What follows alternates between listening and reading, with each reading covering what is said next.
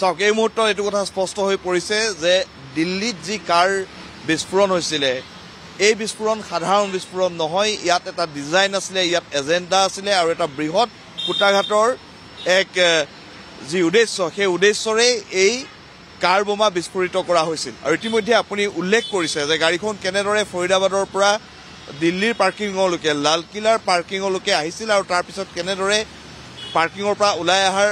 পিছতেই কেইমিনিটমানৰ পিছতেই সেই কাৰখন বিস্ফোৰণ হৈছে ডক্টৰ উমৰ ইতিমধ্যে ছাছপেক্ট নম্বৰ 1 দিল্লী কাৰ বিস্ফোৰণৰ যাৰ ইতিমধ্যে সকলো তথ্য ওলাই আহিছে আৰু যিগৰাকী ব্যক্তি ইতিমধ্যে ডক্টৰ উমৰ তেখেতৰ ঘৰ জম্মু কাশ্মীৰ ইতিমধ্যে এয়াও তাত যি তদন্ত সেই তদন্ত জম্মু কাশ্মীৰ আৰক্ষীয়ে চলাই আছে আৰু কৰবাত নহয় কৰবাত ইয়াত এটা কানেকশ্যন আছে গোটেই ঘটনাখিনি কালি ফৰিদাবাদত জম্মু কাশ্মীৰ আৰক্ষীয়ে আদিল আহমেদ যিগৰাকী চিকিৎসক যাক জেছ-ই মহম্মদৰ যিগৰাকীয়ে পোষ্টাৰিং কৰি আছিলে তাৰপিছত তাত তেওঁক গ্ৰেপ্তাৰ কৰিছিলে তেওঁক জেৰা কৰাৰ পিছত ফৰিদাবাদৰ এই যিগৰাকী চিকিৎসক তেখেতৰ বিষয়ে আদিল আহমেদে স্বীকাৰ কৰে আৰু তেখেতৰ তথ্যৰ ভিত্তিত তেওঁক আটক কৰাৰ পিছত বৃহৎ পৰিমাণৰ এক বিস্ফোৰক তেখেতৰ ঘৰৰ পৰা উদ্ধাৰ কৰা হয় আৰু তাৰ পিছত এই যি তেখেত আমি যদি কওঁ মুজাম্মিল শাকিল তেখেতক যেতিয়া গ্ৰেপ্তাৰ কৰে তাৰ পিছত এই ডাক্তৰ উমৰ তেখেতে গাড়ী লৈ হয়তো দিল্লীত প্ৰৱেশ কৰে আৰু তাৰ পিছত লালকিল্লাৰ এই ঘটনাটো সংঘটিত হয় এই ধৰণৰ এক এংগল এই মুহূৰ্তত দেখা পোৱা গৈছে ইতিমধ্যেই এনআইএৰ হাতত এই তদন্ত দিয়া হৈছে গোটেই বিষয়খিনি দিল্লী স্পেচিয়েল সেল দিল্লী পুলিচৰ স্পেচিয়েল সেলেও তদন্ত কৰি আছে ফৰেনচিক যিসকল বিষয়া আছে তেওঁলোকো এই গোটেই বিষয়টো তেওঁলোকে তদন্ত কৰি আছে কিন্তু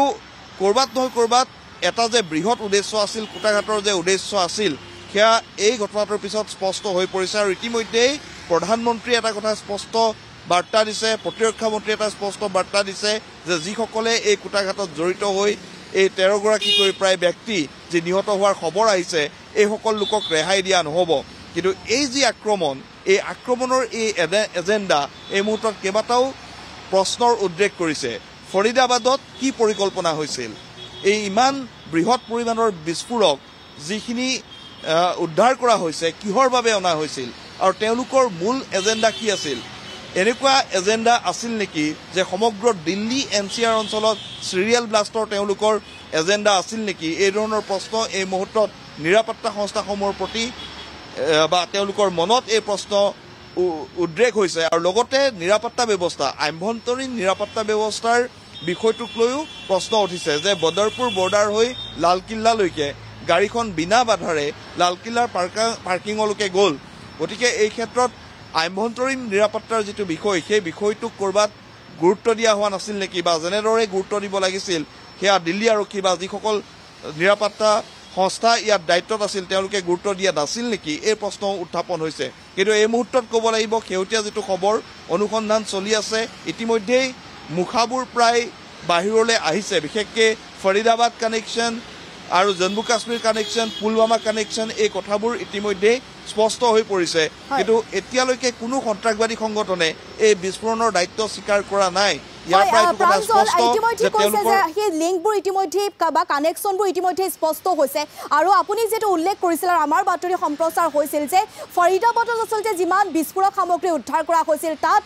যিজন আচলতে ডক্টৰ আদিলক গ্ৰেপ্তাৰ কৰা হৈছিল তেখেতে জয়ছি মহম্মদৰ এক পোষ্টাৰিং কৰিছিল গতিকে এই গোটেই বিষয়টোক লৈ আচলতে যদিও বা এতিয়ালৈকে কোনো সন্ত্ৰাসবাদী সংগঠনে স্পষ্ট বা দায়িত্ব লোৱা নাই কিন্তু এই ক্ষেত্ৰত হয়তো নিশ্চয় এনআই ক্লু পাব নিশ্চয় নিশ্চয় জুবি এখিনিতে ক'ব লাগিব যে কিছুদিন পূৰ্বৰ আমি যদি পহেলগাম আক্ৰমণটো চাওঁ তাৰপিছত অপাৰেশ্যন সিন্ধুৰলৈ যদি আহোঁ জেছ-ই মহম্মদৰ ফালৰ পৰা ভাৰতৰ ওপৰত আক্ৰমণৰ বা ভাবুকি ভাৰতক আক্ৰমণ কৰাৰ ভাবুকি বহুবাৰ দি থকা হৈছে বা এনেধৰণৰ যিটো ছিকিউৰিটি থ্ৰেট সেয়া ভাৰত চৰকাৰৰ ইণ্টেলিজেন্সে পাই আছে আমাৰ ইণ্টেলিজেন্স এই ক্ষেত্ৰত যথেষ্ট সতৰ্ক হৈ আছে কিন্তু তাৰ পিছতো এটা কথা দেখা পোৱা গৈছে যে তেওঁলোকে তেওঁলোকৰ প্ৰচেষ্টা অব্যাহত ৰাখিছে আৰু যাৰ পৰিণতিতে হয়তো এই ধৰণৰ এক ডিজাইন তেওঁলোকে কৰিছিল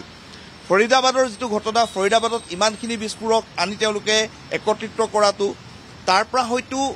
যিটো স্লিপাৰ সেল আছিল তেওঁলোকৰ সেই স্লিপাৰ সেলৰ জৰিয়তে সমগ্ৰ দেশৰ ৰাজধানী কাষৰীয়া এনচিআৰ যি নয়ডা উত্তৰ প্ৰদেশৰ কাষৰীয়া ৰাজস্থান দিল্লী হাৰিয়ানা এই আটাইকেইখন ষ্টেটত হয়তো এক ভয়ংকৰ কুটাঘাটৰ পৰিকল্পনা তেওঁলোকে কৰিছিল কিন্তু এটা কথা এটা সাইডৰ পৰা যদি চোৱা যায় তেনেহ'লে কালিৰ যিটো ঘটনা সেইটো দুৰ্ভাগ্যজনক, সেইটো হ'ব নালাগিছিল। কিন্তু তথাপিও ফৰিদাবাদৰ যিখিনি বিস্ফোৰক উদ্ধাৰ কৰা হ'ল তাত যিটো বিশেষকৈ আদিল